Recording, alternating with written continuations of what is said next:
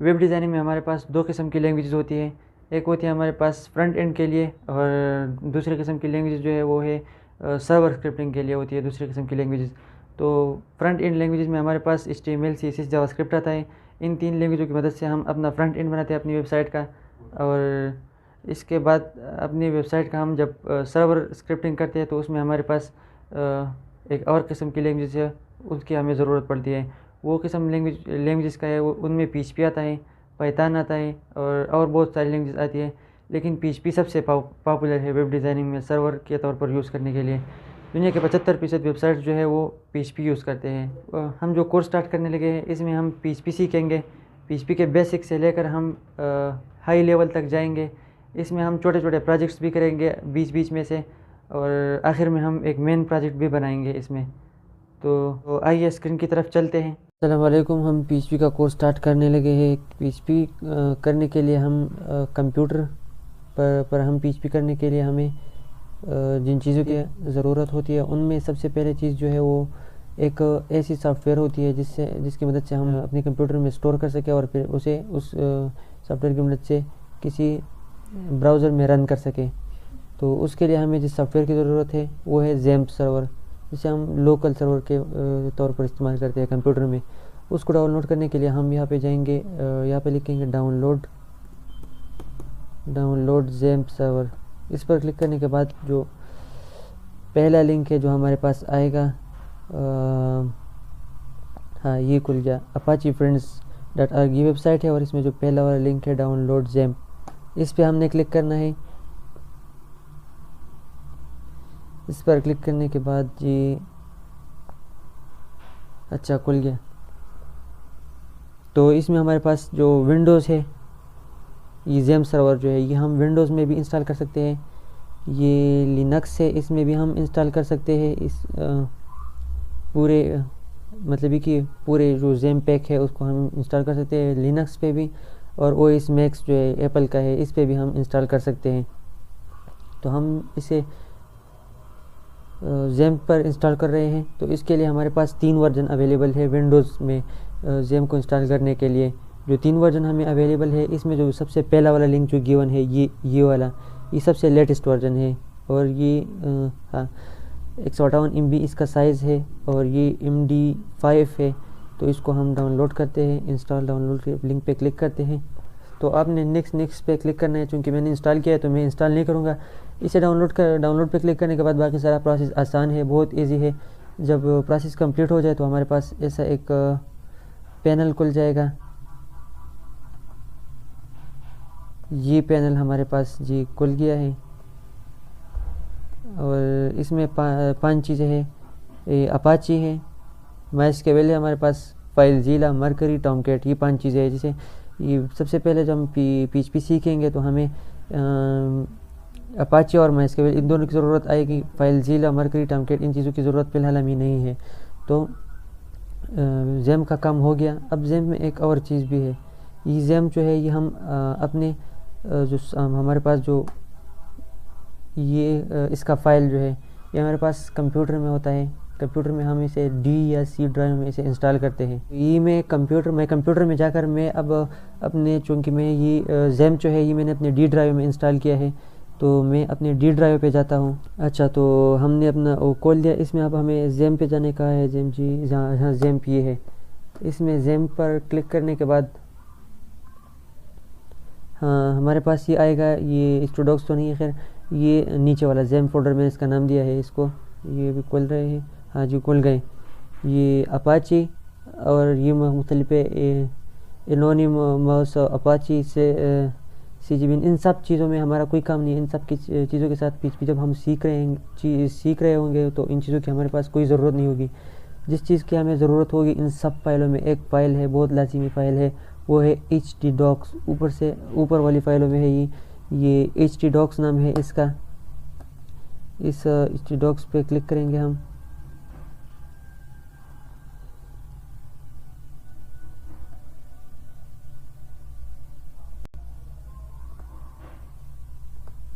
तो ये htdocs जो है इसमें बहुत सी फाइलें पड़ी है जो कि मैंने बनाई है। अब मैं इसमें एक फ़ाइल बना रहा हूँ फ़ोल्डर बना रहा हूँ अपने लिए, जो हम PHP का जो भी काम करेंगे वो हम इस फोल्डर में जो कि अभी मैं बना रहा हूँ उसमें हम इंस्टॉल करेंगे। मतलब कि अपनी सारी फाइलें जो हम PHP में इस्तेमाल करेंगे वो इसी फोल्डर में हम स्टोर करेंगे। हाँ, तो अभी मैं फ़ाइल बनाने जा रहा हूँ। राइट क्लिक करके मैं यहाँ पे न्यू पे आ जाऊँगा। न्यू पे आने के बाद मैं यहाँ पर फोल्डर पे क्लिक करूँगा। फोल्डर पे क्लिक करने के बाद हमारे पास जी नया फोल्डर खुल जाएगा। यहाँ पे कहा गया वो न्यू फोल्डर, हाँ ये खुल गया, न्यू फोल्डर खुल गया है हमारे पास। अभी मैं इसको थोड़ा सा इसको रीनेम करता हूँ मैं। ये हम htdocs में ये नया फोल्डर बनाने जा रहे हैं। ये नया न्यू फोल्डर है, इसको हम नेम देते हैं जी। परस करें हम देते हैं PHP our PHP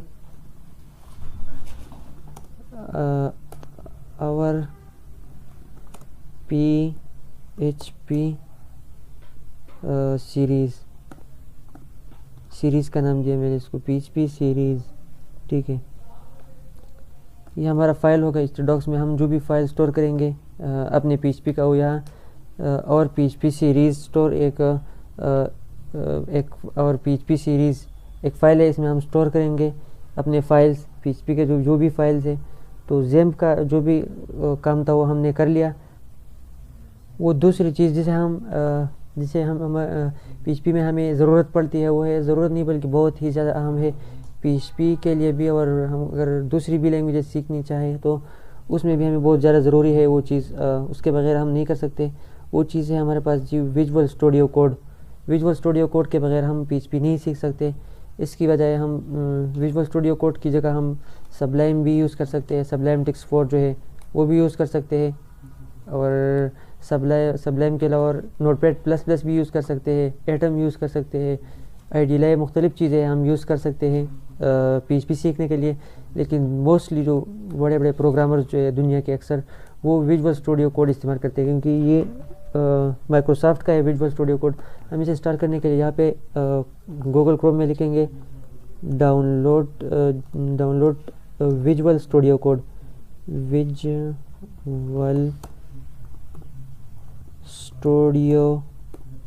visual studio code लिखने के बाद हम इंटर करते हैं। खुलने में थोड़ा सा वक्त ले रहा है।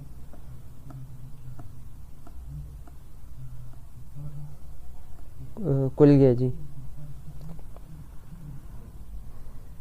हाँ, तो विजुअल स्टूडियो कोड है, इसे हम शॉर्ट फॉर्म में VS कोड भी कह सकते हैं। विजुअल स्टूडियो कोड हाँ, ये विजुअल स्टूडियो कोड का वेबसाइट खुल गया है। डाउनलोड पहला लिंक जो हमारे पास है download visual studio code Mac Linux Windows, इस वाले लिंक्स पे क्लिक कर, पहले वाले लिंक पे क्लिक करना है। इस पे क्लिक करने के बाद हम डाउनलोड पर जाएंगे। ये खुल गया हमारे पास। विजुअल स्टूडियो कोड को इंस्टॉल करने के लिए हमारे पास जो जगह है वो खुल गई है, जो वेबसाइट है, जो उस लिंक पे हम आए हैं वो उसी लिंक पे आपने आना है। फिर आपने ये 3 वर्जन्स में आपको ये विजुअल स्टूडियो कोड इंस्टॉल करने को मिलेगा। हम इसे विंडोज़ पर भी इंस्टॉल कर सकते हैं, जिसमें विंडोज़ 7, विंडोज़ 8, विंडोज़ 10 और 11 शामिल है। विंडो 11 जो अभी आने वाली है या आई है उस पर हम इंस्टॉल कर सकते हैं। हम लिनक्स पे भी इंस्टॉल कर सकते हैं विजुअल स्टूडियो कोड को। एप्पल पर भी इंस्टॉल कर सकते हैं। ये एप्पल वाला जो है ये मैक सिस्टम है, इस पर भी हम इंस्टॉल कर सकते हैं। तो चूँकि हम विंडोज़ इस्तेमाल करते हैं तो हम विंडोज़ पर क्लिक करेंगे। विंडोज़ पर क्लिक करने के बाद ये डाउनलोड होने लगेगा। चूँकि मैंने ये विजुअल स्टूडियो कोड इंस्टॉल किया है तो मैं इसे इंस्टॉल करने के बजाय कैंसिल कर दूंगा, क्योंकि मैंने इंस्टॉल किया है। तो आप लोगों ने इसे इंस्टॉल करना है यहाँ से, इसी वेबसाइट से, और इसी लिंक पे आकर आप लोगों ने ये विजुअल स्टूडियो कोड इंस्टॉल करना है। VS कोड हम इसे कहेंगे इस वीडियो में, क्योंकि विजुअल स्टूडियो कोड के लिए हम VS कोड भी इस्तेमाल करते हैं। तो VS कोड को हमने इंस्टॉल कर लिया। जब ये इंस्टॉल हो जाएगा, जैसे ही ये इंस्टॉल हो जाए तो पूरा प्रोसेस करने के बाद हमारे पास ये इस तरह का एक एडिटर खुल जाएगा। ये पूरा स्ट्रक्चर है। तो अब हम जैसे PHP के लिए हम इस्तेमाल करना चाहते हैं इसको, तो इसके लिए हम एक काम करेंगे। पहले इस डॉक्स में हमने जो फोल्डर बनाया था वो था और PHP सीरीज़। इसमें हम आकर हम अपनी फाइल्स यहाँ पे स्टोर करेंगे। जो भी फाइल हमें PHP में सेव करना है वो हम इसी फोल्डर में सेव करेंगे, और PHP सीरीज़। आप लोगों ने भी अपने लिए एक फ़ोल्डर बनाने इस डॉक्स में, जो भी नाम अपने देने दे सकते हैं आप। उसके बाद आप लोगों ने ये जो पोर्टल हमारे पास आया था जेम सर्वर इंस्टॉल करने के बाद, उसमें से जो पहला वाला है अपाची, इसके स्टार्ट पे क्लिक करना है अपने। जब ये ग्रीन हो जाए तो इसका मतलब ये होगा कि आपका अपाची और MySQL काम करना लग गया है, इसमें कोई एरर नहीं है, ये काम कर रहा है। तो इसके बाद आपने यहाँ पे आना है, मतलब ये कि आपका PHP अब हो सकता है, PHP का काम आप कर सकते हैं।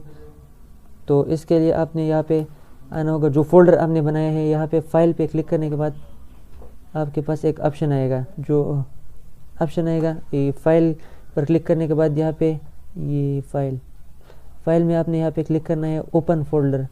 ओपन फोल्डर पर जब आप क्लिक करेंगे तो आपके पास माई कंप्यूटर का वो स्क्रीन खुल जाएगा।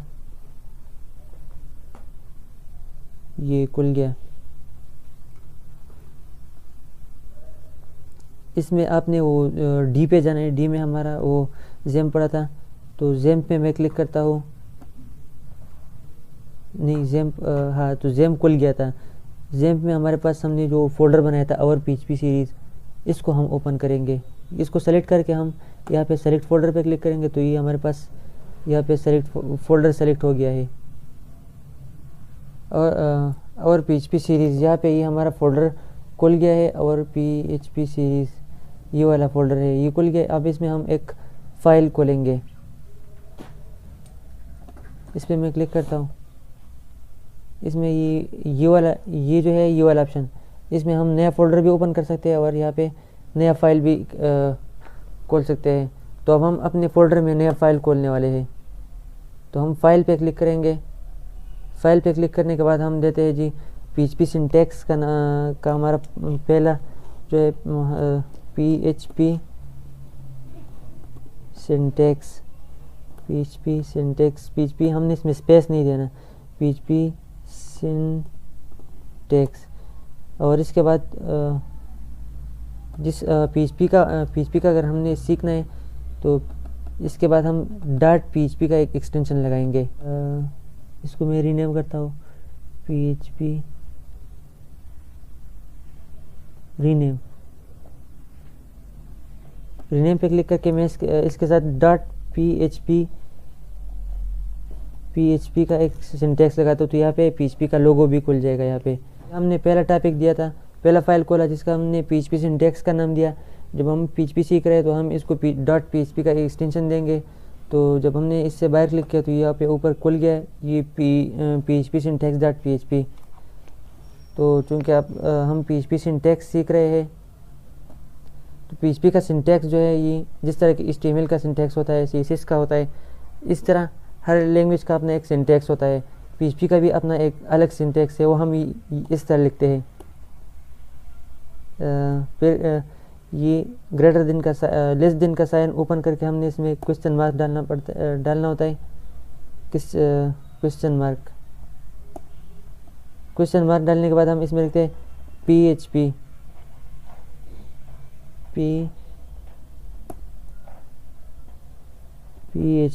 लिखने के बाद हम फिर से क्वेश्चन मार्क का साइन लगाते हैं। क्वेश्चन मार्क का साइन लगाने के बाद हम इसमें इसके बाद हम ग्रेटर देन का साइन लगाते हैं। ग्रेटर देन का साइन ये लग गया। ये हमारे पास PHP का एक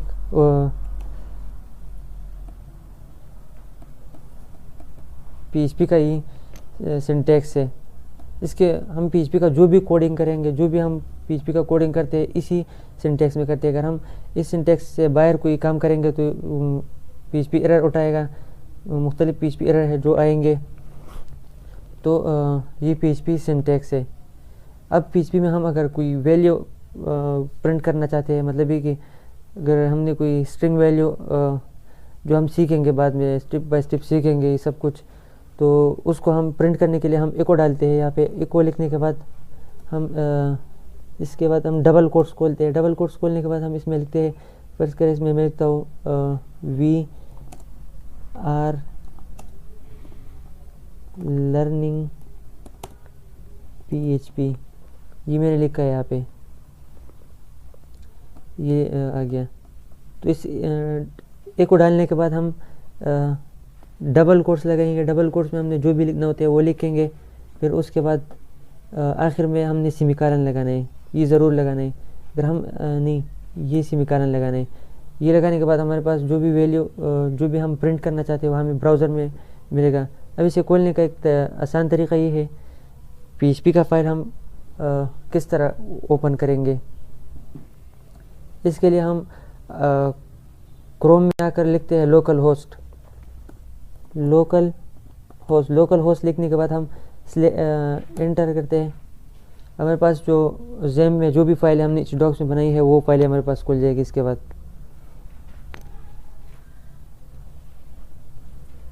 लोकल होस्ट, ये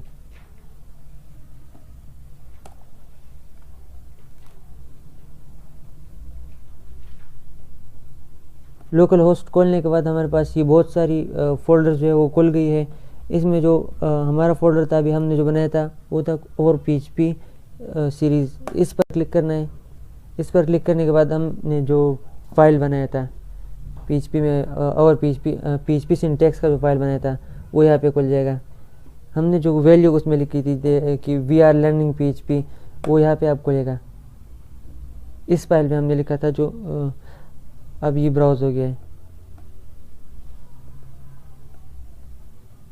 इसमें कह रहा है, हाँ, इसको हमने सेव नहीं किया था, कंट्रोल प्लस इसको दबाना होता है। इसके बाद अब इसको हम रिफ़्रेश करते हैं तो ये वैल्यू हमारे पास आ जाएगी। ये हमारे पास खुल गई है ये value, we are learning PHP, जो हमने यहाँ पे लिखा था।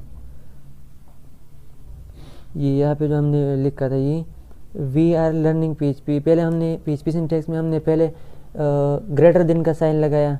ग्रेटर देन का साइन लगाने के बाद हमने उसके बाद जो है ये क्वेश्चन मार्क का साइन लगाया। फिर उसके बाद हमने PHP लिखा, स्मॉल लेटर्स में PHP लिखा। फिर उसके बाद हमने क्वेश्चन मार्क डाला और फिर उसके बाद हमने ग्रेटर देन का साइन लगाया। तो ये हमारे पास PHP का सिंटैक्स बन गया। इस PHP का हमने जो भी कोडिंग करना हो तो हम इस सिंटैक्स में करेंगे। इसके बाद अगर हमने कोई स्ट्रिंग हो या जो भी वैल्यू हमने प्रिंट करनी है उसके लिए हम एक को डालेंगे। एक को डालने के बाद हम डबल कोट्स डालेंगे। डबल कोट में जो हमने जो भी कुछ लिखना होता है, जो भी प्रिंट करना होता है, स्ट्रिंग, तो स्ट्रिंग है मुख्तलिफ डेटा टाइप से, हम बाद में सीखेंगे स्टेप बाय स्टेप। तो हमने डबल कोट्स में लिखा वी आर लर्निंग PHP, हमने फर्ज करी एक चीज़ लिखी है, एक लाइन लिखी है। फिर जब ये सब कुछ हो जाएगा तो उसके बाद आपने इसके बाद सेमीकोलन लगाना है। सेमीकोलन लगाने के बाद आपका सारा कुछ कंप्लीट हो गया, PHP का ये काम कंप्लीट हुआ। तो आपने इसे कंट्रोल इस से सेव करना है। इस कंट्रोल इस को प्रेस करने के बाद आपने ब्राउज़र में जाकर जो खोलने का जो मैंने तरीका बताया, लोकल होस्ट लिखना है। लोकल होस्ट लिखने के बाद आपके पास आएगा ये ब्राउज़र में। अपने लोकल होस्ट लिखने के बाद आपके पास जो फ़ोल्डर्स आपने बनाए थे, ये सारे फ़ोल्डर्स खोल जाने के बाद आपने जो भी फ़ोल्डर खोलनी है वो फ़ोल्डर आपने खोलना है और उसके बाद आपने उस फ़ोल्डर में जो भी फ़ाइल खोलना है वो फ़ाइल क्लिक करना है। उस फाइल में आपको ये वैल्यू मिल जाएगी जो आपने लिखी। डियर व्यूअर्स, आज के लिए इतना ही काफ़ी था। नेक्स्ट वीडियो में मिलते हैं। Thank you very much.